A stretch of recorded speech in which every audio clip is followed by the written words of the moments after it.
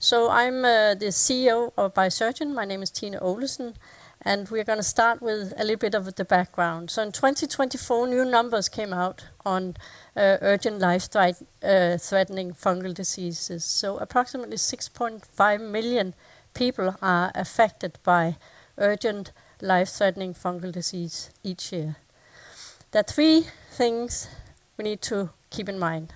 One, who gets it? Everyone with a weakened immune system is at high risk of getting a life-threatening fungal disease. Cancer patients, transplant patients, people with HIV, and also some with diabetes. Resistant strains, it's a little bit like what we know from antibiotics. Routine use of antifungal drugs in the industry and agriculture is the basis or creates the basis for emergence of resistant fungal strains. And the third thing is the high mortality within this therapeutic area. Aspergillosis is underdiagnosed, in particular in patients with COPD. COPD, I think it's called KOL in Swedish, yeah, Peter? Yeah. Chronic obstructive pulmonary disease and lung cancer, which leads to high mortality rates. If you look at the disease like aspergillosis, then it hits approximately 2 million people per year, and approximately 75% die of aspergillosis. If you look at candidiasis, 1.5 is hit by candidiasis, a life-threatening fungal disease, and approximately 40% dies. So high mortality rate. So this was the incidence. So let's look at how many people are actually dying from an invasive fungal infection. And it's more than 2.5 million deaths per year that is caused by invasive fungal infection. Invasive fungal infections are life-threatening conditions that require rapid diagnosis and optimal management to alleviate the high morbidity and mortality. If you compare with cancer, the cancer that has the highest mortality rate is actually lung cancer. It's 1.7 million, and here we're talking about 2.5. So the situation is now recognized as a global health threat by WHO and Center for Disease Control both in EU and US. It's prominent in the media. Drug resistance is a problem, and there's no safe antifungal treatment with broad efficacy available. And one interesting thing, I don't know if you know Berlingske Tidende. It's a Danish newspaper, leading newspaper, and they had 4 articles in January, the month of January. And they were writing about the leading hospital in Denmark that was infected by mold. So the pediatric oncology department at Rigshospitalet, that's a hospital, has been the site of a serious outbreak of dangerous mold. Several children were affected by a particular fungus that was fatal, that could be fatal, and one of them is Julius. So this is Julius. He was diagnosed with leukemia in 2018, and he was immediately hospitalized. Alongside the leukemia, Julius got infected with a life-threatening fungal infection. Most likely, the infection was airborne mold growing inside the hospital. In 3 days, he was on a respirator. The evidence is that more children were infected and are infected, and today, Julius' lungs are not back to normal capacity. He's dependent on an inhaler, and it has affected his quality of life. So Julius was in a hospital where you test for mold. At this hospital, mold was registered at least 39 times in 2023. In the last 5 years, at least 110 times.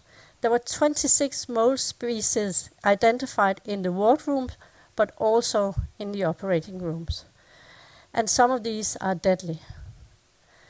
So in a hospital, you diagnose severe fungal diseases and you treat. But how many buildings have the same problem as a Danish hospital, but is not tested for mold?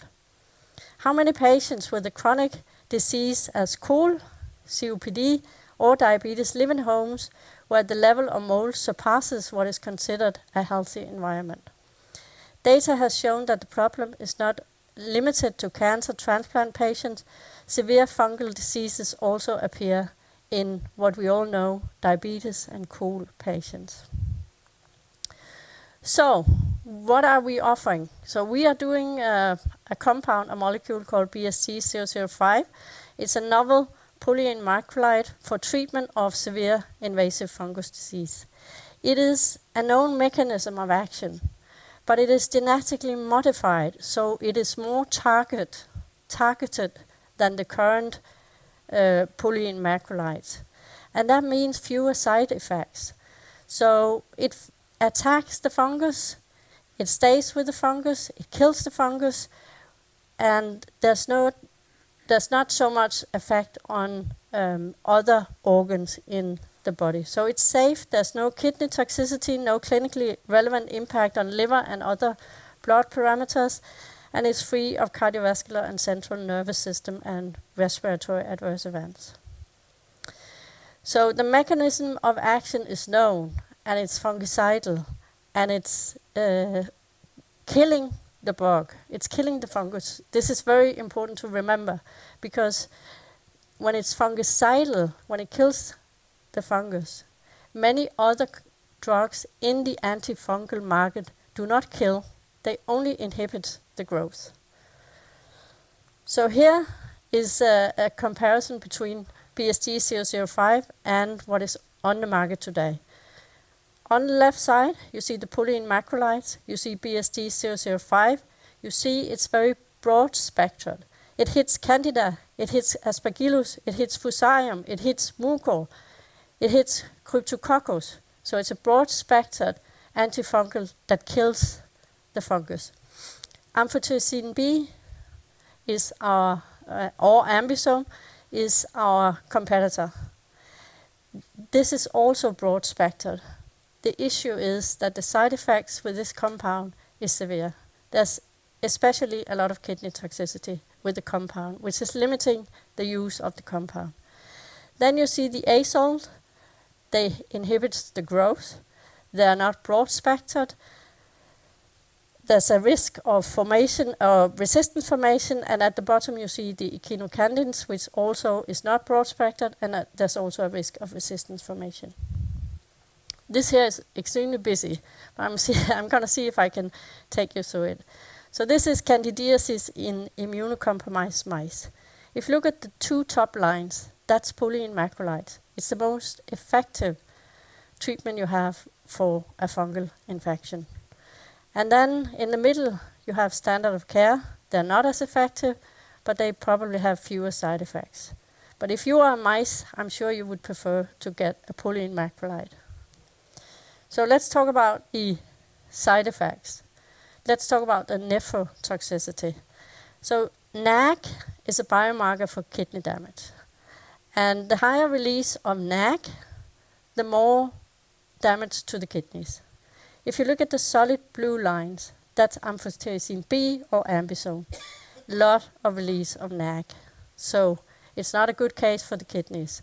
If you look at the lighter blue line, that's BST-005, and you can see it has less a negative effect on the kidney.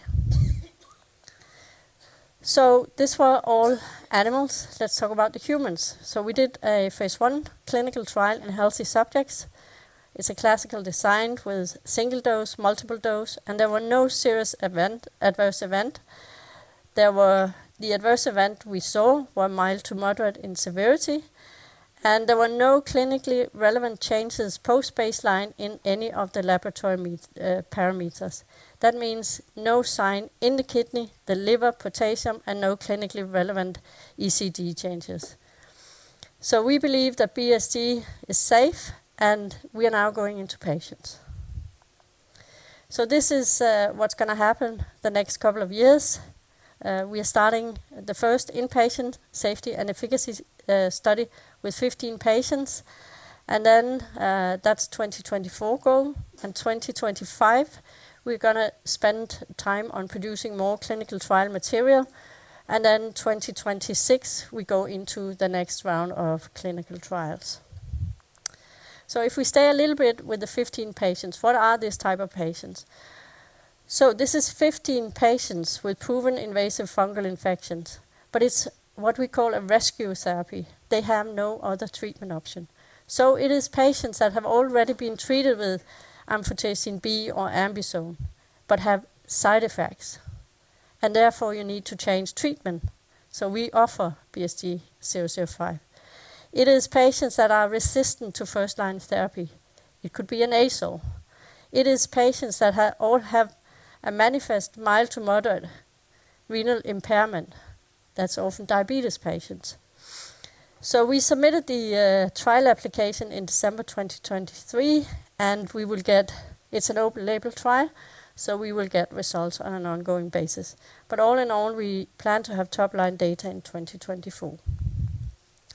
So this here is the global antifungal market as it is in 2019.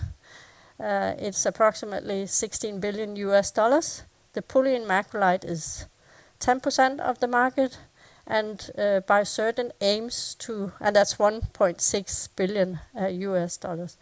Biosergen aims to lead the polyene market, but we also aim to become the first-line treatment for invasive fungal infection, and thereby grow the total polyene market. And we do that because we are broad-spectred, high potency, and very few side effects. Another thing that has happened lately is that we have signed a co-development agreement with Alkem Laboratories. Alkem is the 5th largest pharmaceutical company in India with affiliates in several countries. Alkem will fund the phase 2 and phase 3 clinical trials in India, and that reduces the clinical development cost substantially. Biosergen can add centers and patients outside India to all clinical trials, but we need to have a consultations with FDA and EMA. And of course we'll supply compound or clinical trial material for all these trials. India, why India? Because we have a lot of patients with invasive fungal disease in India, and that means we can shorten the development time because we have easy access to patients.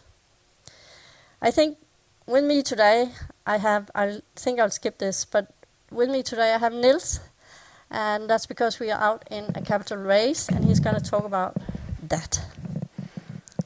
Vil du have den her? Jeg skal bare skifte en enkelt gang. Yes, Tina has just told about our development plans, and I'm CFO in the company, and I can tell you about our funding plans, funding the development for the next couple of years. We have just announced a rights issue, and this rights issue can approximately bring 40 million to the company, together with the shares that are issued. There will be a warrant attached to it free of charge. This rights issue is already guaranteed up to 65%, and this guarantee can actually help us going through the next couple of years with the plans we actually have. If you are a shareholder in the company, then you, for each or for every 3 shares you have, you'll get 3 shares and 3 warrants. The subscription price for the shares will be 30 Swedish euro. We are listed on the Swedish Stock Exchange. And the warrants, which will be exercisable, which can be bought next or in November. That will be calculated of 70% of an average weight average, but the price will be between 30 euro and a maximum of 50 euro. The subscription of the shares will be between March 7 and March 21. So that is in, what will that be? 2-3 weeks. And as said, the warrants will be exercisable in November. As said, with the guarantee and a positive development in our clinical trial, and also, of course, in our share price, then with this structure and this rights issue, we will be able to fund the company for the next 2 years. Thank you. Tack så mycket. Intressant, spännande och inte minst att 65% av emissionen är redan säkerställd, så att mycket av det som vi har fått höra här och planerna framåt kommer att kunna verkställas och se till att de genomförs. Frågor? Ja. Kan jag ta den på svenska eller vill ni ha den på engelska? Vi försöker på svenska. Okej. Jag skulle misstänka att klinikerna har fokus på bakterier mer än på svamp och därför så blir diagnoserna lite senare lagda. Då är min undran BSG 005, hur snabb är effekten, onset av ert preparat jämfört med de existerande läkemedlen som finns nu? Är ni jämförbara eller skulle ni möjligen kunna ha genom en annan mekanism en snabbare tillslag? Super good question. I want to answer 2 ways. So the first one is that BSG-005 is an IV infusion. So that means immediately onset. So it's approximately, we believe it's the same as Amphotericin B, which is a super effective drug. The only thing, the patient can't tolerate it. So I think we'll have effect within, the first couple of hours, but it all depends on doses. And we didn't discuss doses in the first study. In the first study, we have to dose escalate from the dose we started with in phase 1. So the first couple of patients will increase in dose every day. When we get to cohort 2, we approximately know how fast onset is and what dose to go for. And we are going to focus on candidiasis and aspergillosis. That's one thing. Another thing I want to say is we are a little bit in a tailwind situation, because lately, the last couple of years or 2 years, a lot of diagnostic kits, like the one we know from COVID, is coming out. And they're coming out in the fungal disease area as well. So now you still do your microbiology where you cultivate and cultivate and cultivate. And it will take weeks before you get an answer. But because you're getting these rapid tests, then you are able to identify these severe life-threatening fungal diseases much easier. It's of course a different kit for each disease, but we are in a much better situation than we was for 2 years ago. And fast onset. We need to capture the patients early. That's for sure. Tack för det svaret. Har vi några fler frågor? Nej. Finns det konkurrenter? Du har nämnt någon som har ett liknande preparat men som patienten inte tolererar lika mycket. Eller tolererar. Men finns det ytterligare företag som har samma tankar och idéer som vad ni har och forskar på samma sätt? I think we're the only polyene macrolide in development, so we're the only one who has a known mechanism of action. There's another compound which is quite far that has already submitted, but it's called F2G, but they don't have a known mechanism of action as we have. And the second part is they're not broad-spectred as a polyene macrolide. The area of antifungal is an underserved area also when it comes to research and development, unfortunately.